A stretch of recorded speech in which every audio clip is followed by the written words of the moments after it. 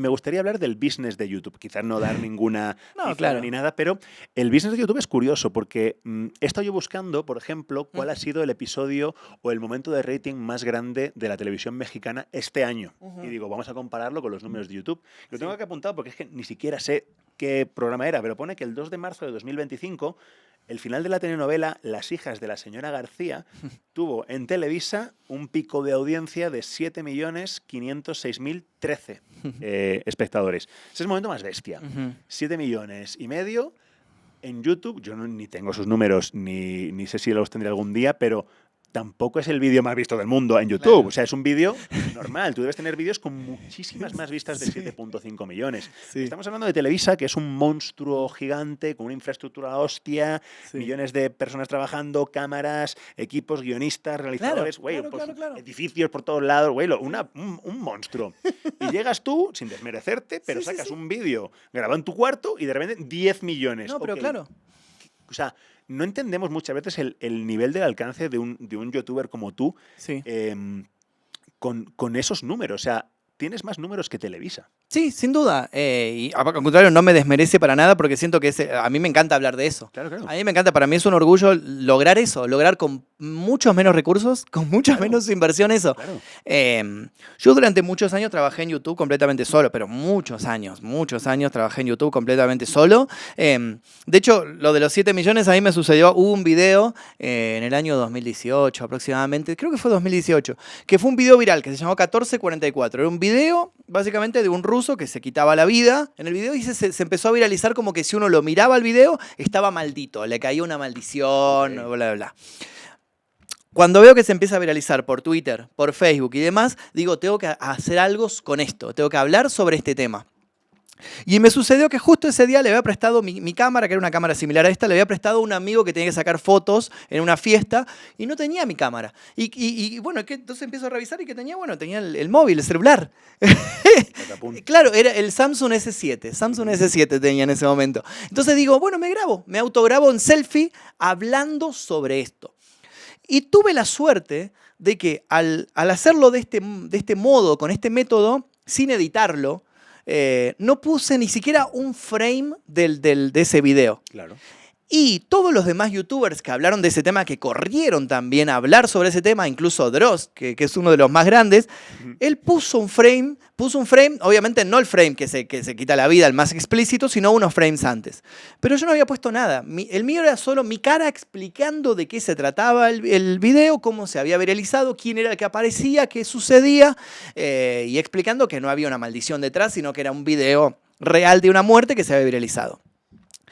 Al día siguiente YouTube, cuando ve que se empiezan a aparecer un montón de videos de esto y que la gente empieza a subirlo a su plataforma, era muy gráfico el video, empieza a bajar todos los videos, da la orden de bajar absolutamente todos. Y todos, incluso no solo los que habían subido ese video, sino los que tenían un pequeño frame, todos afuera, incluso el de Dross. Claro. Y me acuerdo que Dross me vino a hablar por Twitter preguntándome cómo había hecho yo para que dieran de baja absolutamente todos los videos de YouTube menos el mío.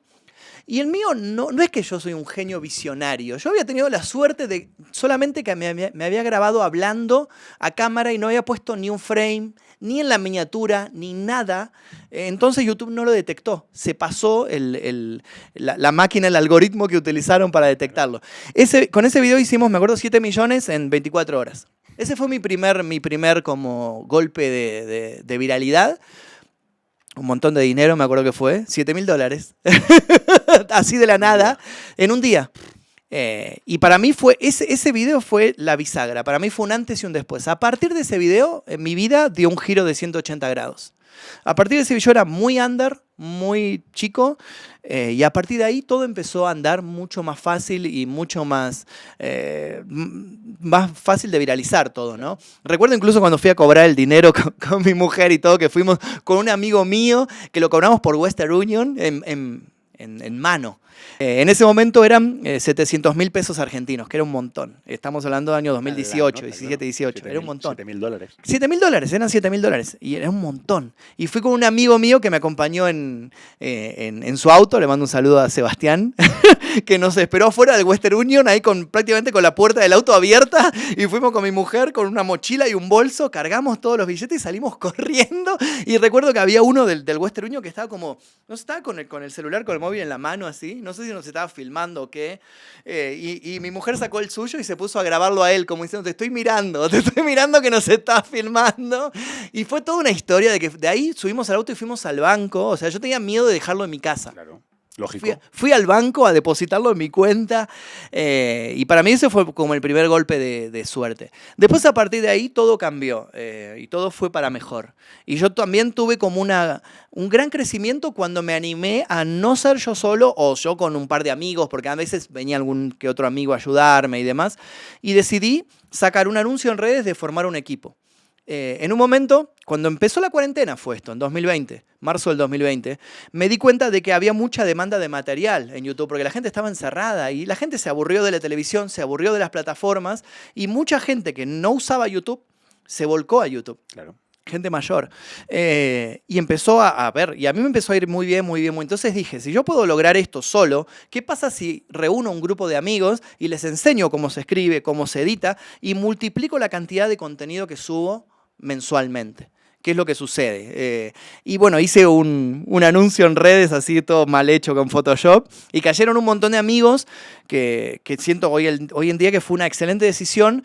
Me cayó un montón de gente muy calificada, pero yo elegí sobre la gente calificada, llamar a mis amigos.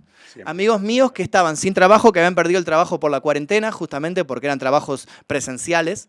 Y decir, bueno, tal vez no sabes editar bien, pero te voy a enseñar, me voy a sentar y enseñarte cómo editar, porque sos mi amigo y me ayudaste aquella vez que necesitaba fotos o necesitaba hacer esto, hacer lo otro, y vamos a trabajar.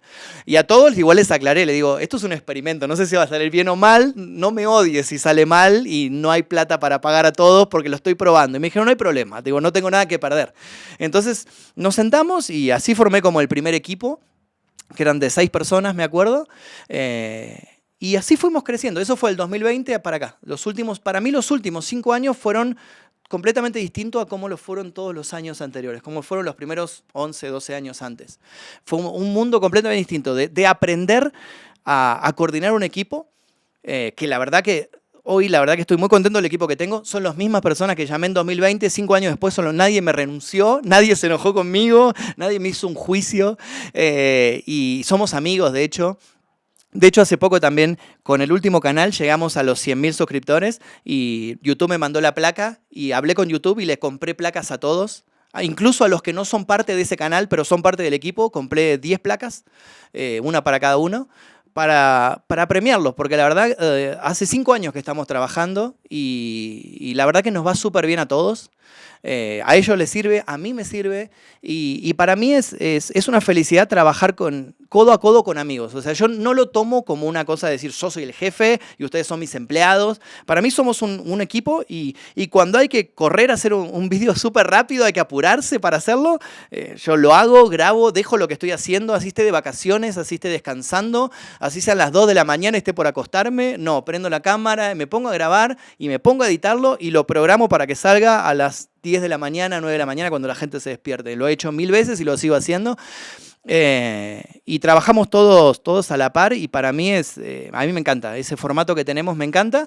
Y me han ofrecido muchas veces ir a trabajar a otras empresas. Hoy en Argentina por lo menos está muy de moda el streaming hoy en día. Muchos canales de streaming, hay muchos que tienen números altos y me han ofrecido incluso conducir programas en streaming semanales, ¿no? De comprometerme de ir 1 o 2 horas por semana y les dije a todos que no. Por una cuestión de que mi filosofía siempre... Hay una frase que dice ¿qué preferís ser? Sí, cola de león o cabeza de ratón. Y para mí, siempre preferí ser cabeza de ratón. O sea, siempre preferí tener mi propia empresita, mi propio emprendimiento, así sea pequeño, así sea ínfimo con respecto a la empresa gigante, pero es mío, o sea, es mi idea. Y obviamente le voy a poner mucho más amor a algo mío, por más pequeño que sea, que algo que sé que es de otra persona, que sé que va a reflejarse en el esfuerzo de otro y a mí me gusta más trabajar para mí, o sea, siempre preferí eso. No, y además la filosofía que llevas hablando un rato, con la que estoy yo me identifico y estoy muy ligado, te lleva a ser cabeza de león. O sea, yo entiendo la frase que es ¿qué prefieres? Pero el camino que estás llevando y el camino de éxito y de saberte rodear es ser cabeza de león. A mí me ha sorprendido mucho que con esta pequeña empresita hemos trabajado para Spotify, le hemos vendido podcasts a Spotify, hemos trabajado para las redes de Netflix, hemos trabajado para Prime Video, para HBO, que ahora es Max, para Clarín, que es un diario muy grande, es el diario más importante de Argentina. Le hemos vendido durante 2 años contenido para sus redes. Y así con un montón de marcas. O sea, y con ese pequeño equipito que ni siquiera tenemos oficina. No tenemos oficina. Yo tengo medio una filosofía de trabajar cada uno home office, ¿no? Y cada tanto hacemos una reunión o algo, pero es un trabajo que al fin y al cabo yo grabo en mi casa y uno lo puede editar en su casa. Entonces no lo quiero molestar de que salga de su casa y viajar y bla, bla, bla. Y sin tener ni siquiera una oficina propia, tipo, hemos llegado a lugares que para mí son impensados. Y hoy vuelvo atrás y digo, wow, o sea, recordando de dónde se empezó todo esto, cuando trabajaba en la juguetería y compré esa pequeña Handycam, y a dónde llegamos, y la libertad que tenemos hoy en día de poder decir no, que la estamos usando mucho. O sea, como te digo, estas ofertas que me han llegado de conducir streaming y demás, yo dije no porque voy a perder plata. ¿Por qué? Porque voy a tener que viajar hasta este lugar, sentarme 2 horas, hablar con estas personas que no sé si voy a compatibilizar o no, porque la verdad que las temáticas que se usan mucho en streaming no compatibilizan mucho conmigo por cómo soy. Voy a tener que adaptarme a ellos y después volver a mi casa y voy a estar cansado y de ahí ponerme a trabajar en lo mío y voy a perder plata. Prefiero sentarme en mi casa y hacer lo mío. Claro. Es eso. Y tener esa libertad de poder decir no hoy en día, a mí me gusta. A mí es fundamental.